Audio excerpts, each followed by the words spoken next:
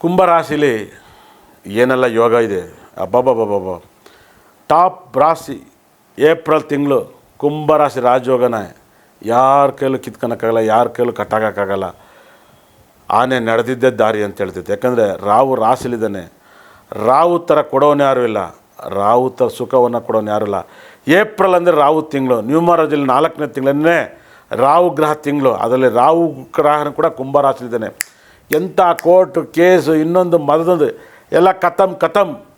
10 ವರ್ಷದ ಹಿಂದೆ ರಾಹು ನಿಮಗೆ ಕಷ್ಟ ಕೊಟ್ಟು ಹೋಗಿದರೆ ಇವಾಗ ಹೋಗಬೇಕಾದ್ರೆ ಎಲ್ಲ ಪ್ರಾಬ್ಲಮನ್ನು ಸುಖವನ್ನು ಕೊಟ್ಟು ಹೋಗ್ತಾರೆ. ಅದೇ ಈಗ ಏನಾದ್ರು ಕಷ್ಟ ಕೊಟ್ಟರೆ ಇನ್ನು 10 ವರ್ಷ ಆದಮೇಲೆ ನಿಮಗೆ ಪರಿಹಾರ ಆಗುತ್ತೆ. ಈ 10 ವರ್ಷದಿಂದ ನಿಮ್ಗೆ ಏನಾದ್ರು ಒಂದು ಕಷ್ಟ ಬಂದಿದೆ ನೋಡಿ, ಖಂಡಿತ ಅಲ್ಲಿ ಕೂಡ ನಿಮ್ಮ ಪ್ರಾಬ್ಲಮ್ ಕ್ಲಿಯರ್ ಆಗುತ್ತೆ. ರಾಹು 10 ವರ್ಷಕ್ಕೊಂದ್ಸರಿ ಕಷ್ಟ ಕೊಟ್ಟರೆ 10 ವರ್ಷಕ್ಕೊಂದು ಸುಖ ಕೊಡ್ತಾನೆ. ಹಾಗಾಗಿ ಕುಂಭರಾಹು ರಾಷ್ಟ್ರಾಧಿಪತಿ ಗುರು ಧನಸ್ಥಾನದಲ್ಲಿ ಕುಜನ ಜೊತೆಗಿದ್ದಾನೆ. ದಶಮಾಧಿಪತಿ ಆಗಿರುವಂಥ ಕುಜಗ್ರಹ ಭಾಳ ಪವರ್ಫುಲ್ ಆಗಿದ್ದಾನೆ. 3ನೇನಾಗಿ 2ನೇ ಮಲ್ಲಿದ್ದಾನೆ. ಅಣ್ಣ ತಮ್ಮನಿಂದ ಕುಜ ಮತ್ತು ಶನಿ ಒಟ್ಟಿಗೆ ಸೇರಿದೆ, ಅದು ಗುರು ಮಲ್ಲಿದ್ದಾರೆ. ನೀವೊಂದು ಪ್ರಾಪರ್ಟಿ ಆಸ್ತಿ ಅಂತಸ್ತು ತಗೋಬೇಕು ಅಂತ ಇದ್ದೀರಾ, ಖಂಡಿತ ಕೂಡ ತಗೋತೀರಾ. ಇಲ್ವ ಯಾವುದಾದ್ರು ಲಿಟಿಗೇಷನ್ ಆಗಿದ್ರು ಕೂಡ ಎಷ್ಟೋ ದಿವಸದ ಪ್ರಾಪರ್ಟಿನ ಕ್ಲಿಯರ್ ಮಾಡ್ಕೊತೀರಾ. ಸೂರ್ಯ ಬುಧಗ್ರಹ ತಾಂಡವಾಡ್ತಿದೆ.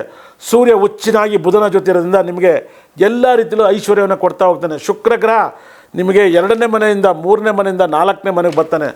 ಸುಖ ಸ್ಥಾನದಲ್ಲಿ ಶುಕ್ರ ಗ್ರಹ ಇದ್ದು ರಾಶಿಲಿ ರಾಹು ಗ್ರಹ ಇದ್ದರೆ ಕುಂಭ ರಾಶಿಯವರಿಗೆ ಮನೆಯಲ್ಲಿ ಒಡವೆ, ವಸ್ತ್ರ, ಅಕೌಂಟ್ ಬ್ಯಾಲೆನ್ಸು, ಇಲ್ಲ ಇನ್ಶೂರೆನ್ಸ್ ಪಾಲಿಸಿ, ಯಾವುದಾದ್ರು ಹೊಸ ಪಾಲಿಸಿ ಏನೋ ಒಂದು ಮಾಡಿ ಸಕಲ ಸಂಪತ್ತು ಐಶ್ವರ್ಯನ ಸಂಪಾದನೆ ಮಾಡ್ತೀರ ಅಂತ ಹೇಳ್ತೈತೆ. ದೇವರು ನಿಮ್ಮ ಯೋಗವನ್ನು ನಿಮ್ಮನ್ನು ಸಖತ್ ಕಾಪಾಡ್ತಾನೆ. ಗುರು ದೃಷ್ಟಿ ರಾಶಿ ಮೇಲೆ ಬೀಳ್ತೈತೆ. ಏನು ರೀ ದೇವ್ರಿಗೆ ನೀವು ದೇವರೇ ನೀನು ಚೆನ್ನಾಗಿರು ಅಂತ ಹೇಳ್ಬಿಟ್ಟು ಬರ್ಬೋದ್ರಿ ರೀ, ದೇವರೇ ನನ್ನನ್ನು ಚೆನ್ನಾಗಿಡು ಅಂತ ಕೇಳೋಕ್ಕಾಲ ಹೋಯ್ತು. ಭಗವಂತ ನೀನು ಚೆನ್ನಾಗಿದ್ರೆ ನಾನು ಚೆನ್ನಾಗಿರ್ತೀನಿ, ನೀನು ಸಂತೋಷವಾಗಿರು ಅನ್ನೋ ಒಂದು ಟೈಮ್ ಬಂದಿದೆ. ಕುಂಭ ರಾಶಿಯರು ಸಿಕ್ಕ ದೇವ್ರಿಗೆ ಕೈ ಮುಗಿರಿ. ಸಿಕ್ಕ ಯೋಗಗಳು ಬರ್ತವೆ.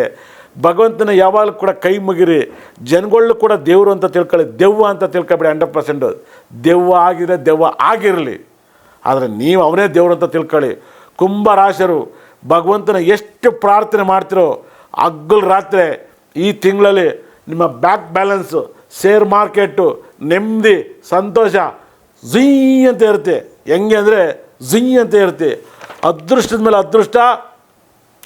ಟಾಪ್ 12 ರಾಶಿಲಿ ಏಪ್ರಿಲ್ ತಿಂಗಳಲ್ಲಿ ತಾಂಡವಾಡ್ತೈತೆ. ಸುದರ್ಶನ ಚಕ್ರದ ಹೋಮ ಥರ ಮಹಾಲಕ್ಷ್ಮಿ ಯೋಗವನ್ನು ಇರೋಂಥ ಯೋಗ ಕುಂಭ ರಾಶಿಲಿ ಕುಂಭಾಭಿಷೇಕ ಮಾಡೋಂಥ ಯೋಗ. ಕುಂಬೇಶ್ವರನ ಟೆಂಪಲ್ ಕುಂಭಕೋಣಮಲ್ಲಿ ಹೋಗಿ ದರ್ಶನ ಮಾಡಿ ಕುಬೇರನ ಯೋಗ ಬರುತ್ತೆ. ನಮ್ಮಲ್ಲಿ ಸಿಗುವಂಥ ಕುಬೇರ ಗ್ರಹ ಕಲ್ಲನ್ನು, ಬುಧ ಗ್ರಹ ಸ್ಟೋನನ್ನು, ಶುಕ್ರ ಗ್ರಹ ಸ್ಟೋನನ್ನು ನಾನು ಕೊಡೋಂಥ ಸ್ಟೋನ್ ನಮ್ಮ ಕ್ಯಾಶ್ ಬಾಕ್ಸ್ ಮನೆಯಲ್ಲಿ ಎಲ್ಲೇ ಇಡಿ, ಲಕ್ಷ್ಮಿ ಲಕ ಲಕ ಲಕ ಲಕ ಲಕ ಲಕ ಅಂತ ತಾಂಡವಾಡ್ತಾಳೆ. ನೀವು ಏನು 100 ಹೋಮ ಮಾಡಿರಲಿ, ನಾನು ಕೊಡೋ ಸ್ಟೋನನ್ನು ಇಟ್ಟು ನೋಡಿ ನಮ್ಮ ಕೈ ಗುಣದಲ್ಲಿ ನಿಮಗೆ ಭಗವಂತ ಚೆನ್ನಾಗಿಟ್ಟಿರ್ತಾನೆ ರೀ.